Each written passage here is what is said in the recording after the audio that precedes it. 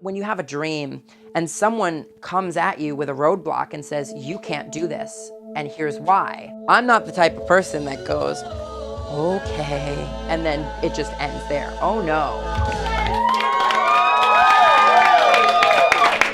Hi, this is Ben Orlando, AKA Summer Orlando, Connecticut's premier theater queen. The minute you say you're a drag queen, they're like, okay, so you want to be a woman, you're trans, and it's all this stereotypical stuff that people don't understand unless they ask or do their research. Wow, we're really keeping it on brand up here. Yeah, we really are. Get with the B. This is the real world of drag. Summer Orlando, the character, is Ben amplified to like 150%. She is everything that's inside of Ben that just gets, blown up to enormous proportion and then hit with the spotlight. And then throw some sequins and glitter on her, and that's Summer Orlando. The makeup comes off at the end of the night, the dress comes off at the end of the night, and Ben comes back at the end of the night. I like to think of Summer and Ben as two different people. Not two different people, two different entities. So Summer is a character. She is made up. She is a fantasy, a fictional character, as a character from a book is fake, and it stays in the book and whatever. I've been doing drag for about going on 6 years now. It started out when I was in college, when I was doing Rocky Horror. And when I decided, I'm gonna do drag, I'm gonna try drag. And it was also the time where I came out publicly as a gay man. I didn't really have the support of my father, and who I really don't have a relationship with now. And we haven't spoken in probably the amount of time that I've been doing drag. We haven't spoken about 5-6 years. He was not okay with me being gay and me dressing in drag and me doing anything. He said I was gonna ruin my life. And in turn, he kind of decided that he was going to ruin mine.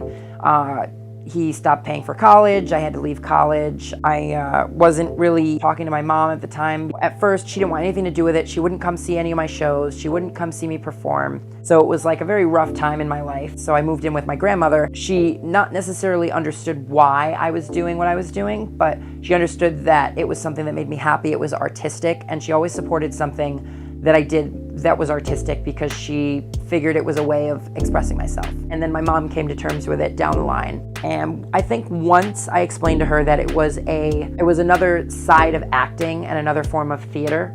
It was just me on stage doing what I normally do as an actor, except I happen to be wearing a wig and a dress. And so I think explaining it that way and showing her that side of it, I think she kind of was able to say, oh, okay, well, I'm familiar with that side of theater, and I know that you play characters on stage. So this is just a female character that you're playing. So now she goes to see everything I'm in. So thanks, Mom. And she's in the audience tonight, so hey, Mom! Yes! This is her second time at the Broadway Movie. In a community, there are all of these drag queens, okay? And we consider all of ourselves as sisters.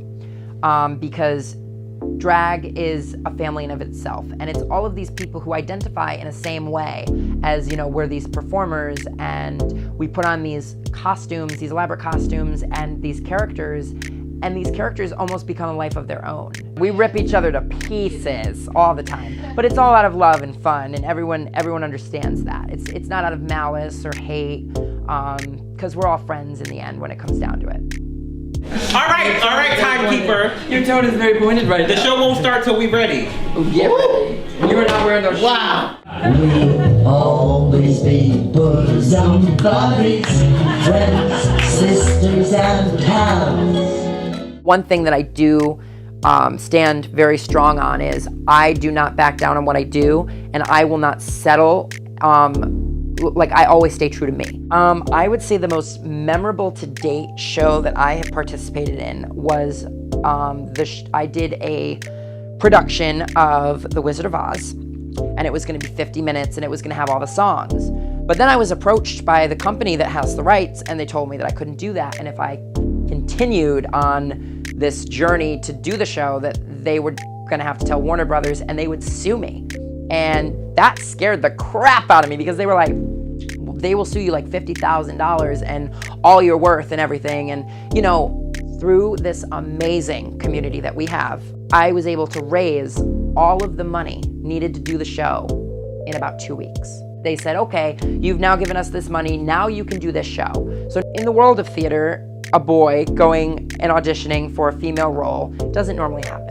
You're given gender stereotypes and standards where they're like, men wear pants and girls wear dresses, and you know, Dorothy is a girl part and you can't play a girl part because you're a boy. And when you have a dream and someone comes at you with a roadblock and says, you can't do this, and here's why. I'm not the type of person that goes, okay, and then it just ends there. Oh no, this show was being worked on and being created in my head, in my mind, for years. Like this was like an up and coming thing. Like I have been creating this probably since I was little. So I immediately casted myself as Dorothy. It was kind of like my screw you to anybody who's ever told me that I couldn't do something. Now I can say with the most humility, and I am so honored to be recognized as the first male actor to ever play the role of Dorothy in a licensed production of The Wizard of Oz in the entire world.